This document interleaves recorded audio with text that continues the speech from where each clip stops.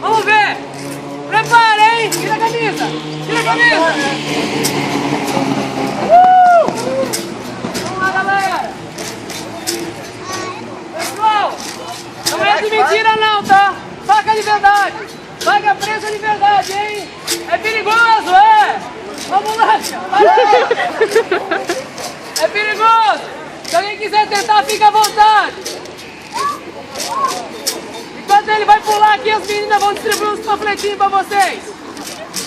Pra vocês virem treinar com a gente, pra aprender capoeira. 2 anos de capoeira. 18 de idade. E a mãe vai perder um filho. 19. 19. Bem menino. É, a carinha de 30, tá acabado. Prepara. Isso exige muita concentração. Ele pulou só uma vez isso aí. Mas é um garoto preparado. Se for pro lado, pega na faca. Se levar a faca junto, a faca entra nas costas. Não tem chance. Ô, chega de falar, tá? Silêncio. Agora eu não...